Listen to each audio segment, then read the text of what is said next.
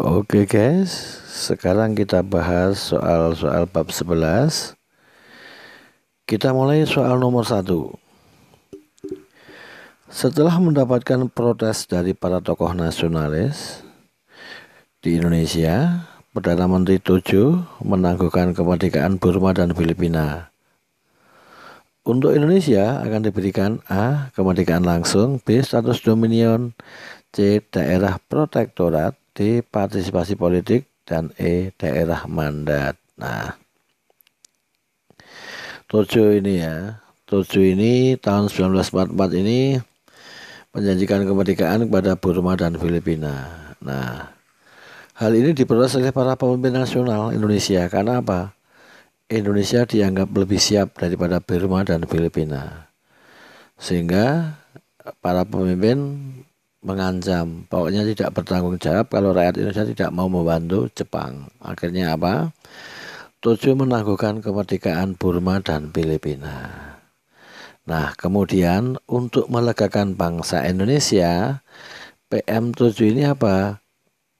Menjanjikan atau memberi kesempatan para pemimpin Indonesia untuk berpartisipasi dalam bidang politik. Nah, dalam hal ini mereka membentuk misalnya Cuwo, Sangien, kemudian BPUPKI dan lain sebagainya. Nah, inilah bentuk partisipasi politik yang melibatkan tokoh-tokoh Indonesia.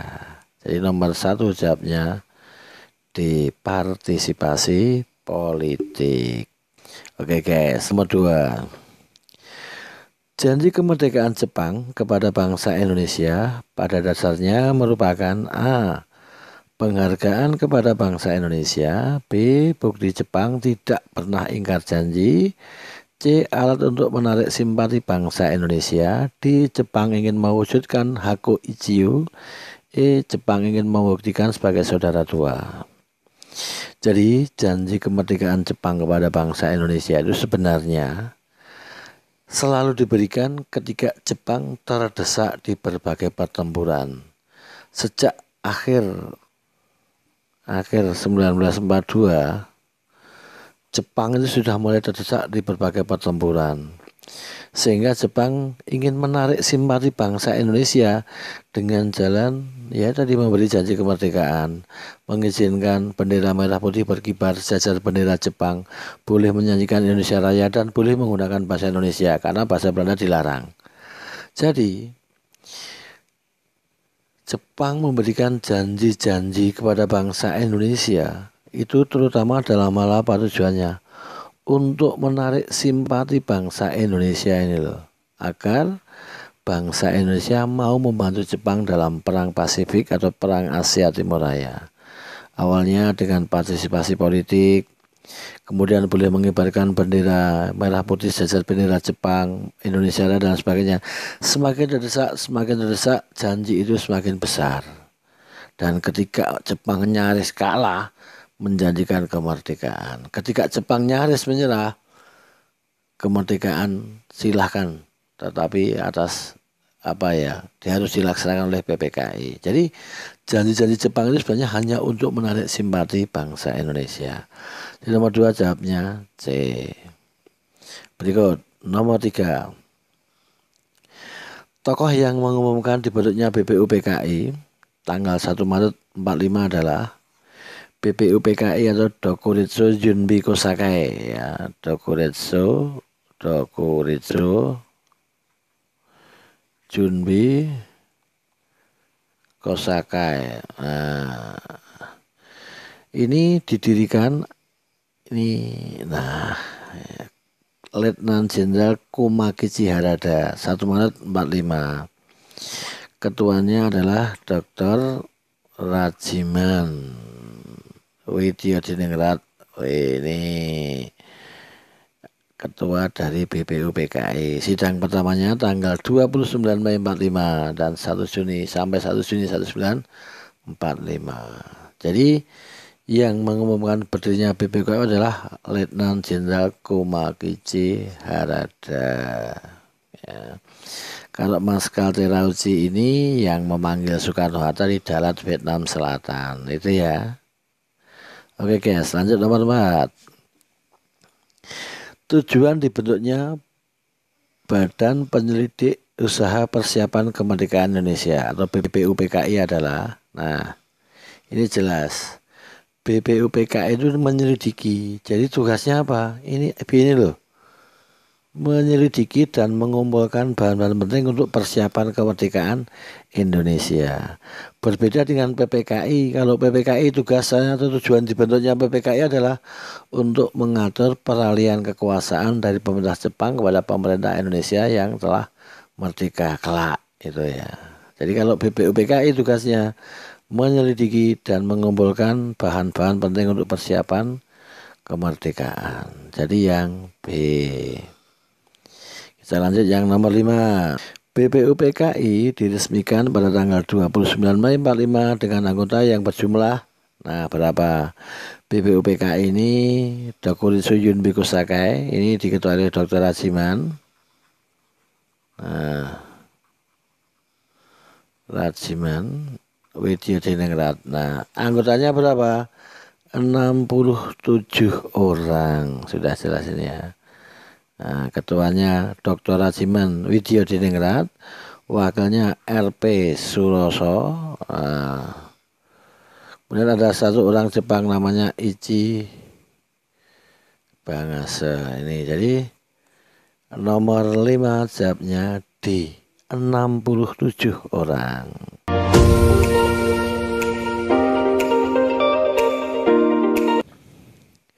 Sidang pertama BPUPKI pada tanggal 29 Mei 1945 membahas tentang A. Kemerdekaan Indonesia, B. Perang Asia Timur Raya, C. Bentuk pemerintahan, D. Dukungan bangsa Indonesia kepada Jepang, dan E. Dasar negara. Nah ini mudah sekali. Sidang BPUPKI itu tanggal 29 Mei yang pertama ini sampai dengan 1 Juni.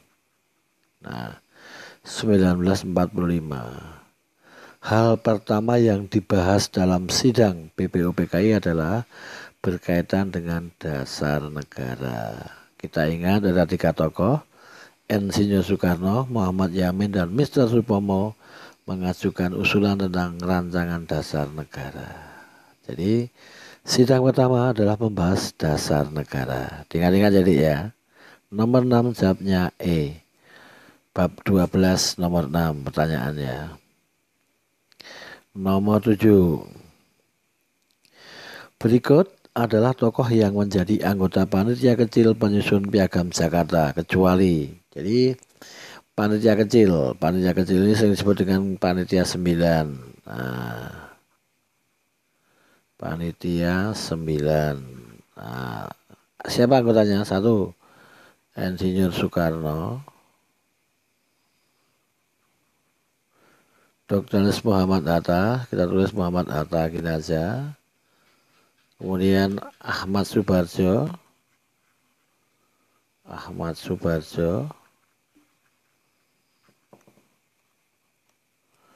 Yang keempat adalah Muhammad Yamin. Kemudian yang kelima adalah A.A. Maramis. Yang keenam adalah Abdul Kahar Muzakir.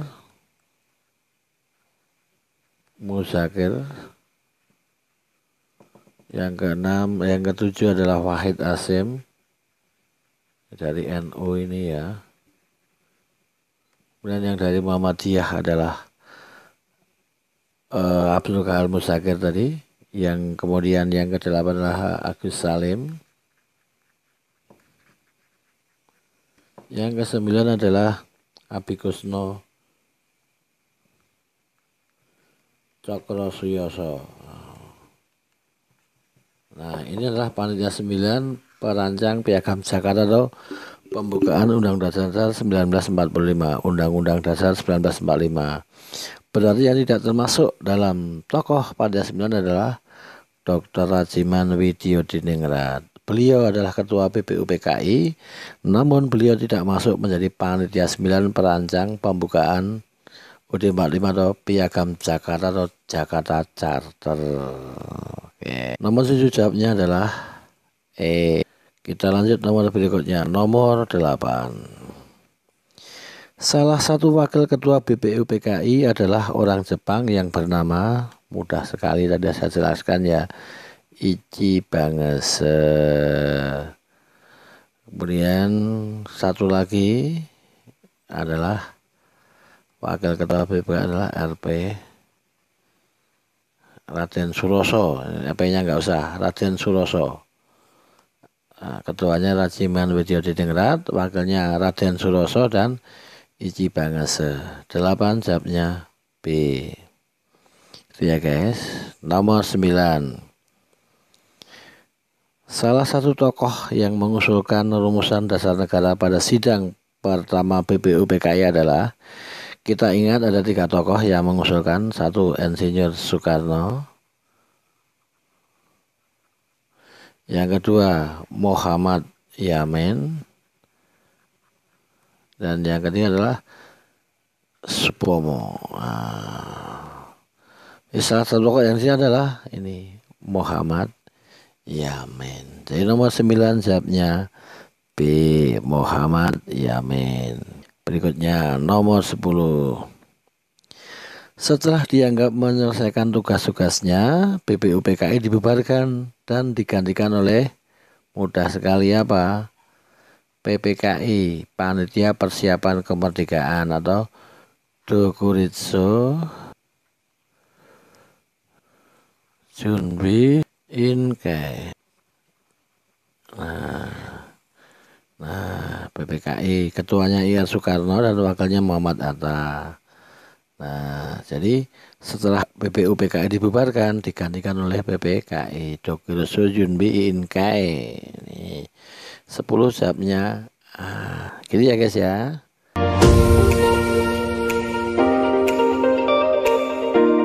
Nomor 11. Perbedaan pendapat antara golongan tua dan golongan pemuda yang mengakibatkan peristiwa Rengas Dengklok berkaitan dengan A. Sidang PPKI, B. Waktu dan cara pelaksanaan proklamasi, C. Penyusunan naskah proklamasi, D. Sikap menghadapi Jepang, E. Tempat pelaksanaan proklamasi. Rengas Dengklok adalah daerah di Timur Jakarta atau daerah sekitar Kerawang ini ya. Peristiwa Rengas Dengklok adalah puncak perbedaan pendapat antara golongan tua dan golongan pemuda. Nah, golongan tua menginginkan proklamasi sesuai dengan tahap-tahap dalam PPKI. Sedangkan golongan pemuda ingin proklamasi secepatnya lepas dari pengaruh Jepang dan juga PPKI. Jadi persoalan yang menjadi permasalahan golongan tua dan golongan muda adalah waktu dan cara pelaksanaan proklamasi. Kalau waktu golongan muda secepatnya, kalau golongan tua menunggu sidang PPKI, otomatis juga berkaitan dengan Jepang. Cara pelaksanaannya secepatnya juga ini, jadi Soekarno-Hatta melaksanakan proklamasi lepas dari pengaruh Jepang. Sementara golongan tua tetap harus sesuai dengan tahap-tahap dalam sidang PPKI. Jadi Rengas Dengklok ini berkaitan antara perbedaan golongan tua dan golongan muda berkaitan dengan waktu dan cara pelaksanaan proklamasi. Jadi yang B, nomor 11. Berikutnya nomor 12. Ini jangan sampai terbalik-balik. Naskah proklamasi disusun bertempat di, kalau penyusunan naskah proklamasi ini di kediaman Laksamana Maeda. Ini tokoh angkatan laut Jepang ya, Laksamana angkatan laut. Nah, di mana? Jalan Imam Bonjol nomor 1 Jakarta ini ya. Kalau pelaksanaannya atau pembacaan teks di kediaman Soekarno di Pegangsaan Timur 56 Jakarta ini pembacaan naskah proklamasi. Kalau mengungsikan Soekarno di Rengas Dengklok, jadi penyusunan naskah proklamasi bukan di Rengas Dengklok. Cikini adalah rapat terakhir sebelum para pemuda mengamankan atau menculik Soekarno ke Rengas Dengklok. Lapangan Ikada, tempat upacara pengibaran bendera pasca proklamasi. Ikada Atletik Jakarta. Jadi 12 jawabnya B. Gitu ya, Dik ya. Berikutnya, tokoh yang berjasa mencari tempat untuk penyusunan naskah proklamasi kemerdekaan Indonesia adalah, nah, semenjak peristiwa Rengas Dengklok, tokoh yang sangat sibuk adalah Mr. Ahmad Subarjo ini. Karena apa? Dia anggota PPKI. Kemudian tanggal 17 Agustus 45 itu adalah sidang pertama PPKI. Namun ketua PPKI dan wakilnya tidak dari tempat. Maka Subarjo ini yang bingung mencari. Akhirnya dengan bantuan Laksamana Maeda, dia diberitahu kalau Soekarno-Hatta diasingkan di Rengas Dengklok. Nah, berkat Ahmad Subarjo ini pula yang meminta izin kepada Laksamana Maeda untuk meminta tempat tinggal atau kediamannya menyusun naskah proklamasi. Jadi Ahmad Subarjo inilah yang boleh dikatakan seorang penjamin kemerdekaan dan sekaligus juga orang yang berjasa bagaimana agar Soekarno-Hatta kembali ke Jakarta dari Rengas Dengklok dan malam harinya berkumpul untuk menyusun naskah teks proklamasi. Jadi nomor 13 jawabnya A ya, Mr. Ahmad Subarjo atau Ahmad Subarjo sarjana hukum. 14. Pemerintah Jepang menyetujui dibentuknya PPKI. Tugas PPKI atau Panitia Persiapan Kemerdekaan Indonesia adalah nih, berbeda dengan BPUPKI yang tugasnya adalah menyelidiki dan meneliti tentang dokumen-dokumen atau dasar-dasar negara untuk kemerdekaan Indonesia merdeka. Sedangkan PPKI tugasnya terutama adalah menyiapkan pemindahan kekuasaan dari pemerintah Jepang kepada pemerintah Indonesia. Jadi yang C, kalau BPUPKI itu menyelidiki bidang-bidang sosial ekonomi politik yang berkaitan dengan kemerdekaan Indonesia. Nah, sedangkan PPKI lebih berkaitan pada pemindahan kekuasaan. Jadi jawabnya 14 adalah C. Oke, selanjut nomor 15. Isi janji Koiso pada tanggal 7 September 44 adalah A. Membentuk Chuo Sangein Dewan Pertimbangan Pusat, membentuk BPUPKI, C. Memberi partisipasi pemerintahan, D. Memberi kemerdekaan jadi kelak kemudian hari, E. Membentuk PPKI. Ini kan janji Koiso. Janji Koiso itu diberikan setelah Jepang semakin terdesak di berbagai front pertempuran, terutama 1944. Nah, apa? Intinya janji Koiso itu akan memberi kemerdekaan Indonesia di kelak kemudian hari. Kelak itu kapan? Ya kelak, kita tidak tahu. Tetapi seiring dengan semakin terjepitnya Jepang dalam perang Asia Timur Raya atau perang Pasifik, Jepang semakin memperlunak janjinya dan lebih memastikan kemerdekaan Indonesia. Meskipun nanti akhirnya kemerdekaan Indonesia adalah akibat perjuangan bangsa Indonesia sendiri dan juga berkat rahmat Allah yang Maha Kuasa, bukan pemberian Jepang. Nah, tetapi janji Koiso akan memberi kemerdekaan kapan? Kelak di kemudian hari, meskipun janji itu tidak pernah terlaksana. Jadi nomor 15 jawabnya D. Itu ya guys ya.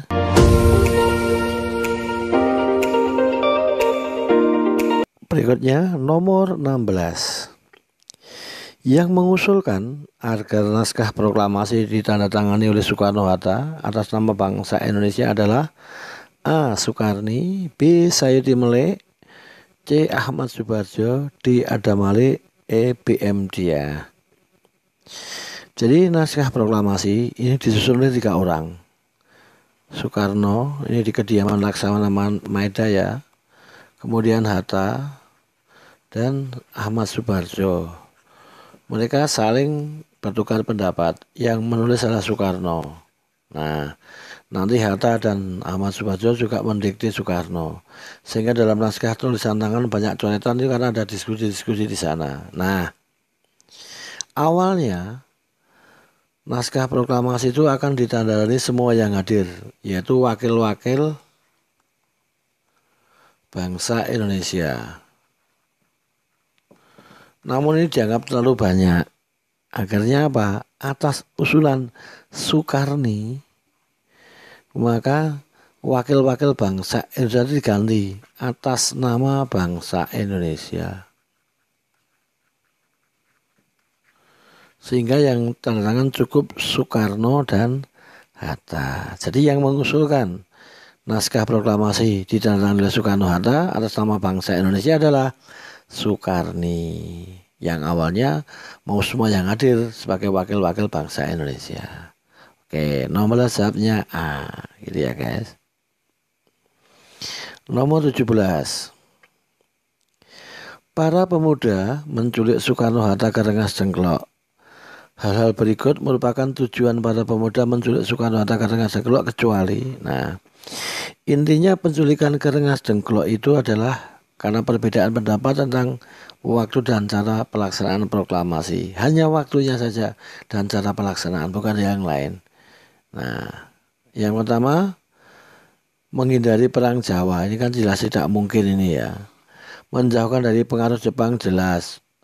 Agar proklamasi segera dilaksanakan betul. Menjamin keselamatan Soekarno-Hatta betul. Tidak dipengaruhi oleh PPKI betul. PPKI kan waktunya dibuat oleh Jepang.